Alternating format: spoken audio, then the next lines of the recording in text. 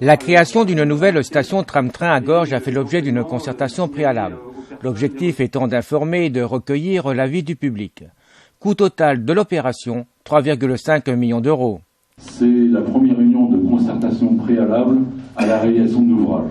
C'est-à-dire qu'il est indispensable que la population soit questionnée ou nous questionne sur le projet qui est présenté, que vous avez pu voir au travers des différents tableaux et des différentes maquettes qui sont aujourd'hui visibles en mairie. Et le but de cette réunion, bien sûr, au travers de l'urne que vous avez derrière et des petits documents qui ont été distribués dans toutes vos boîtes aux lettres, on attend bien sûr que vous nous fassiez part de vos observations, qu'elles soient positives ou qu'elles soient négatives.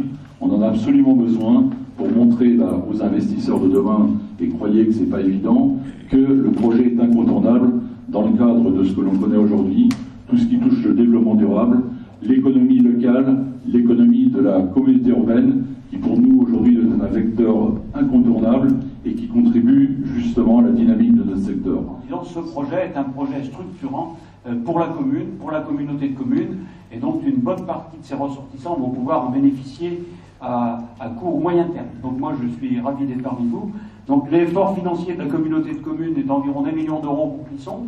Celui prévu pour la station tram-train de Gorges avoisine est 370 000 euros, mais 370 000 euros à égalité avec la commune de Gorges, précisément je crois bien 375 000. Et voilà un petit peu pour ce qui est de notre partie, mais elle est, j'allais dire, toute proportion gardée, assez minime par rapport à la participation de la région, dont je salue ici ce soir M. Jocelyn Bureau, le conseiller régional, accompagné d'Erwan Terrillon. La région, pour cette station tram-train de Gorges, met vraiment les petits plats dans les grands pour faire en sorte que ce projet aboutisse dans cette vision globale du tram-train Nantes-Clisson. Donc, pour vous situer, on est route de Saint-Fiacre. Donc l'implantation de quais d'une longueur de 120 mètres. Et pour pouvoir illustrer en fait le schéma, on vous a montré en fait le stationnement de 2 stations tram-train, sachant que le quai qui sera construit permettra l'accueil de 3 rames tram-train. Il y a 170 personnes qui prennent actuellement le train à Clisson qui seraient intéressées pour le prendre à Gorges. Vous prévoyez à ce jour maximum 80 places de parking de voitures, plus 20 de vélos. On arrive à 100. Les 70 autres personnes, vous pariez qu'elles viendront à pied ou vous avez d'autres options pour augmenter les places de parking ou de rue? Mais aujourd'hui, la prise en charge des parkings pour la région est dans un périmètre de 300 mètres par rapport au tram.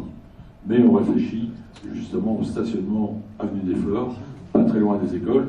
On parle de 2014, maintenant on a un projet sous le coude, on sait que ça avance, vous savez bien qu'on est tous impatients maintenant, je me fais le porte-parole des Gorgeois, impatients de voir se réaliser ces travaux.